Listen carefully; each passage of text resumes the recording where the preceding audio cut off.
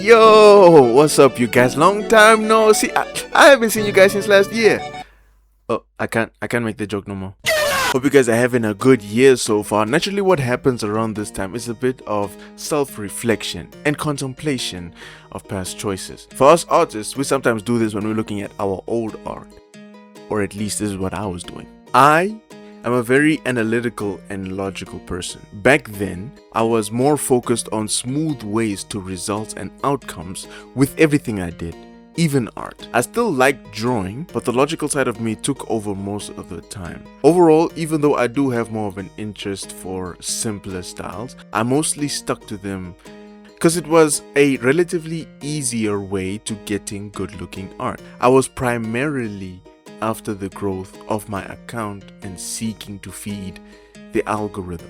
A lot of time has passed and a lot of growth has happened, making me different from how I was. And even though looking back I am grateful for what I have gone through and what I have learned along the way, I still would have appreciated some guidance and advice as the beginner I was. So I'm making this video for those that were like me, for those that are relatively new to art and don't know what to do to ignite growth and improvement, for those without the experience to know what to avoid and don't know how to not waste effort and time doing what's useless. Even for those that have been drawing for the longest of time and are still stagnant in their growth, in their progress. What I'll also be doing is redrawing an old piece of fan art I did years ago in the background as I yap. What up YouTube, it's your boy Double M and I'm coming back at you with advice I'd give my younger self to get where I am now and to go even further.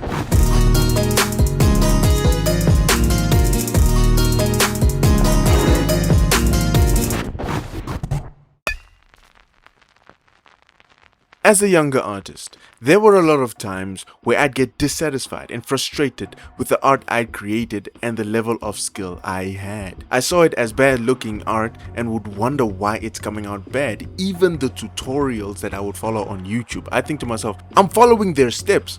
Why does it still lack that magic? Why is it still looking bad? Is it something I'm missing? Or is it just me? Am I just not cut out for this? I almost got to the point where I dread every single time I pick up the pencil or the stylus just because I hated that I didn't like whatever I'd create. This is where I took time to look at the greats and other artists to find what I was missing. It's spending time observing, learning from, and studying other artists where I learned once upon a time, those we see as greats now were also in my position, in our position of creating bad art. But what worked for them wasn't some form of latent talent or secret technique or secret move or secret ingredient.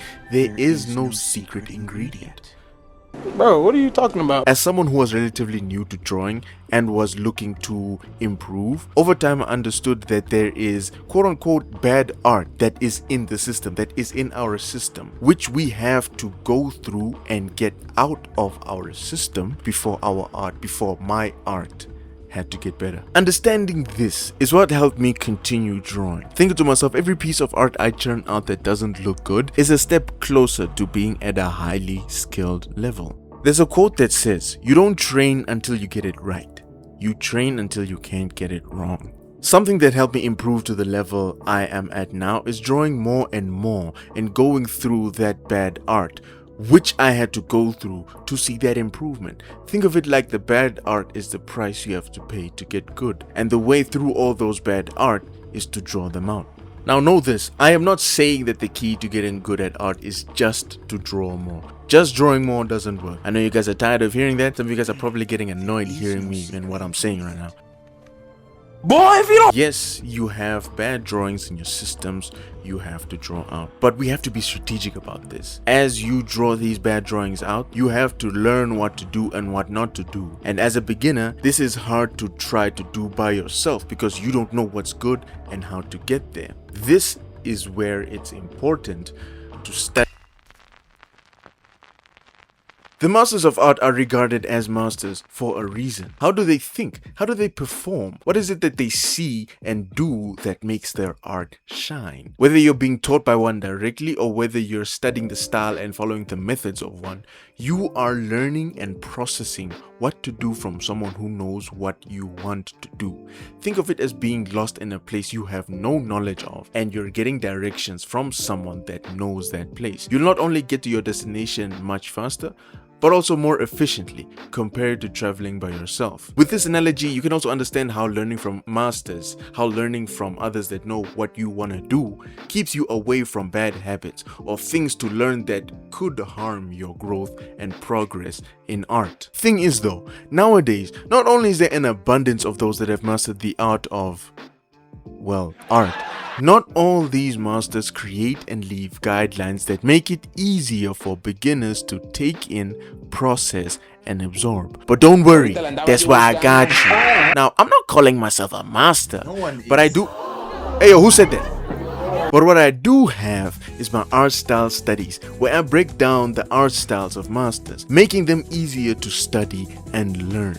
The good thing about these videos is, besides learning the art style, is seeing how I break these masters down helps teach you how to break down the style and method of other artists you love that I may not have covered. And for you guys that tapped on the video after seeing Denji on the thumbnail and may also have an affinity for Fujimoto's art style, I got an art style study perfect for you. It's perfect, but after you finish this video though. But shameless plug aside, don't be overwhelmed by the large number of masters out there. Just pick any that you like and start learning from them. One thing that's important to studying masters is having a handful you study from. Ultimately, what we want as artists is to give birth to an art style that has an identity. You yourself are a unique mixture, a unique concoction of your parents.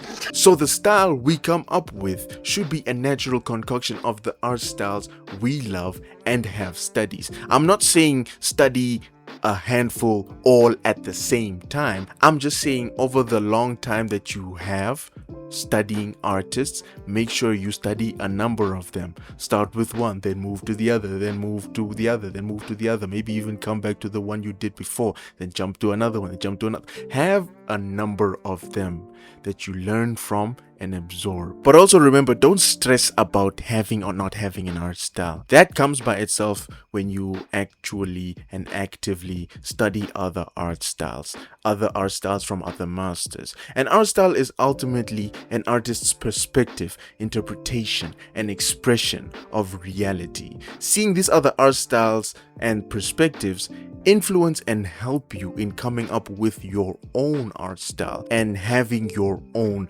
perspective. It's studying a few masters for a while where I learned that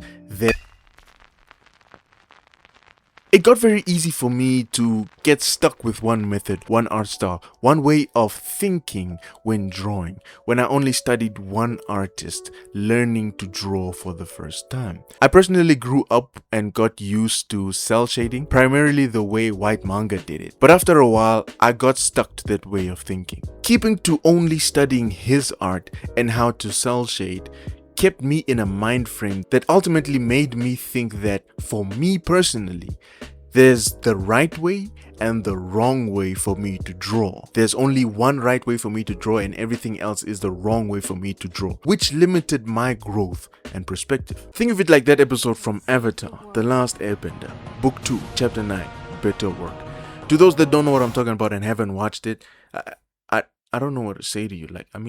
Take this as your spoiler alert, I guess. Iroh is a firebender, a master firebender, given the title the Dragon of the West.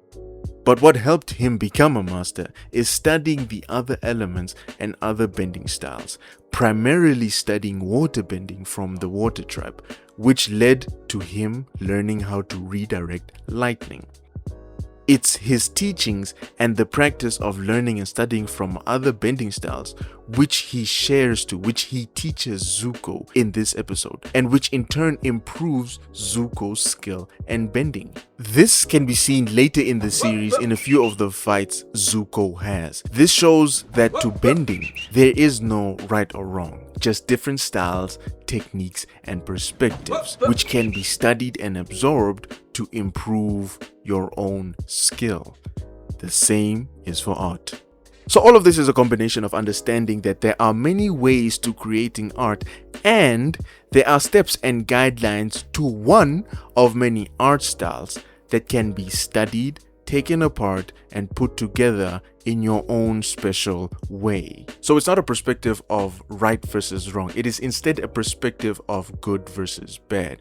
Because even though I do stress on the fact that there is nothing right and there is nothing wrong in art and illustration, there are still things done that are generally good, that makes good looking art, and are generally bad, that makes bad looking art. This became the main factor in my growth and transformation as an artist. Understanding this is where everything started to click. It's understanding this where I further understood something else that I not only would tell my younger self, but is something I try to follow today.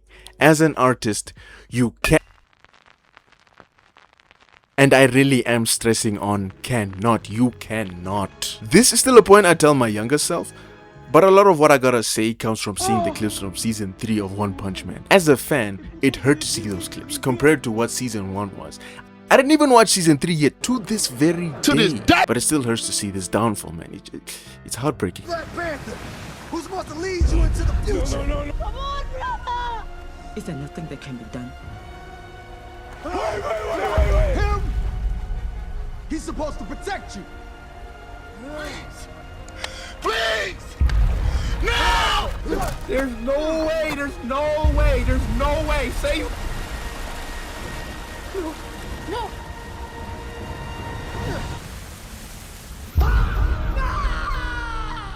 Look, I'll admit, maybe there's something that actually happened that explains that explains all this. I don't 100% know what the hell went wrong. I'm not an expert in the matter. As far as I know, it mainly had to do with the management and the studio responsible for the season. But it's this shot specifically that I will not let slide. I refuse. This is just unacceptable. At least freestyle the rest of his hair.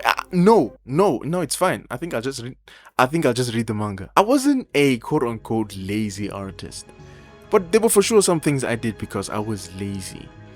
And if that means I was a lazy artist, then okay, yeah, I was a lazy artist. I always sought to getting over and done with a piece and posting it, even when it still needed work on it, even when there was still something I could work on to make it have that magic, you know? A lot of the times it would seem more performative than lazy. What I mean is there were for sure some pieces I did for the sake of uploading something, just for the sake of feeding the algorithm and looking to get that external impression of being an artist. But over time, the line between that performing and being lazy, it started to blur. That line started to blur. A lot of what I'm saying right now has to do with the cell shading I did back then as a younger artist. Now, I am in no way saying that cell shading is bad and those who do it are lazy. There are incredible artists out there right now that use cell shading to create masterful illustrations, from those I know personally to those I look up to. What I'm pointing out is how I, as a younger artist, especially one starting with art, would try to merely take advantage of the relative ease of creating good art with cell shading compared to other shading and rendering styles. It first started out as being performative, then over time turned into laziness. The danger of doing this is how it kept me from growing as an artist, from unlocking my potential. The master artists that also do cell shading, a lot of their skill and knowledge comes from delving into other styles and other forms of shading. A lot of the times you can see them use a bit of other styles in what they mainly do. The perfect example for this, an artist that I look up to, Third PHP. Outside of his art being crazy good, you can see how a majority of them are in that cell shading style. But if you take a closer look, you can see how he likes to blend some edges and play around with some gradients in some of his art pieces. I also want to stress on how easy it is to be pulled in the loop of being performative and feeding the algorithm, especially nowadays in this digital age. It can be very easy to be rewarded in engagement for just uploading something, which again is not overall a bad thing. It's when that's the only reason you are creating as an artist, the only reason you are producing as a creator, when it becomes bad. Other than it stopping your own growth and potential, whatever you do create over time becomes counterfeit, fake, empty compared to that which actually has value out there. Look, the person I'm trying to talk to right now is my younger self and the other many artists that are like how I was. I'm talking to the person that not only wants to make a name for themselves and become an influence, but also wants to share the love and passion they have for art, animation, and illustration. There's a key difference between the performers that do it to get gratification that ultimately doesn't last and the actual artists that continue to grow and influence over time. What performers do and what I used to do is to merely copy the characteristics and symptoms of what made the masters what they are now, when in reality these are characteristics, symptoms, actions that come from a core mentality, a mind frame, a way of doing things as an artist. It's their reasoning. Why do they do what they do? It's the why that separates the performers from the genuine. What is that reasoning? What is that why? You gotta do. It's the only way to become genuine, authentic, and worthwhile. It's the flame of passion that fuels growth and transformation. There's a quote that says, "The man who loves walking will walk further than the man who loves the destination." When you do things out of love, you find a natural growth and improvement that comes naturally. When doing things for the love of it, you are now fully engaged, completely, even subconsciously engaged with that thing. And that engagement results in things clicking and making sense over time. When looking in from the outside, a lot of decisions made don't make sense, especially when it seems like there are other objectively better things to do. Many people from the outside looking in always wonder what makes people stay doing what they do. Let's look at some examples for now. To people on the outside at the time, it didn't make sense why Kobe would spend so much time on the court. Why? For the love of the game. To people on the outside at the time, it didn't make sense why Doechii would still chase the dream of music and the music career after so long after losing her job. Why? For the love of the game. To people on the outside at the time, it didn't make sense why Kim Jong-gi would still spend so much time drawing, so much time of his life drawing. He had been drawing ever since he was 6 and only started seeing success after selling an art book by the age of 27. Why did he keep at it?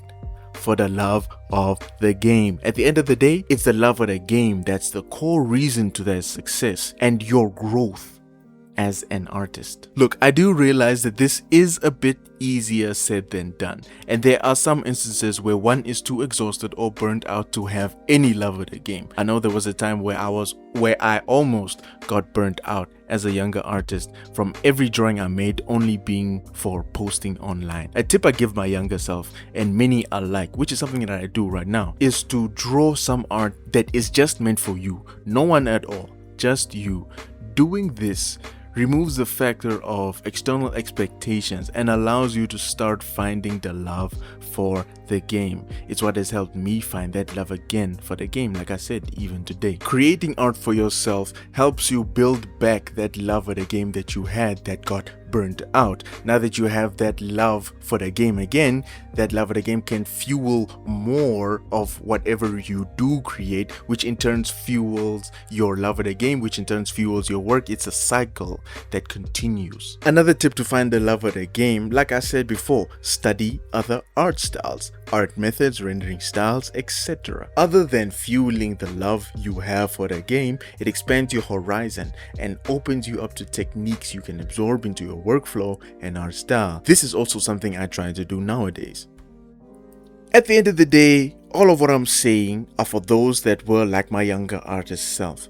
Someone that needed to shift from stressing on why their art sucked, while at the same time largely performing and having external expectations, to being patient, genuine, and having love for the game that keeps you engaged and growing and away from external validation. It took a lot of self-reflection to get to where I am now and come up with these points. Points I still try to follow today because I am still far from my best self. But looking back and looking at where I am now, I can say I am proud of the growth that has taken place, and I'm excited for the growth that's yet to come. I just hope these points and advice is helpful and finds those that may need it. If these points spoke to you and you enjoyed the video, even if you enjoyed the redrawing of the art piece in the background, make sure to drop a like and share this video with others. The goal is growth improvement and evolution. I want everyone to get to and want to be better than who they were. If you want to expand more on something or want to give some of your own advice, make sure to drop a comment, and while you're down there, make sure to hit the subscribe button to become part of the Double Empire. You can watch my other videos if you have not, like my other art styles I mentioned earlier. But for now, God bless, and until next time, Double M out.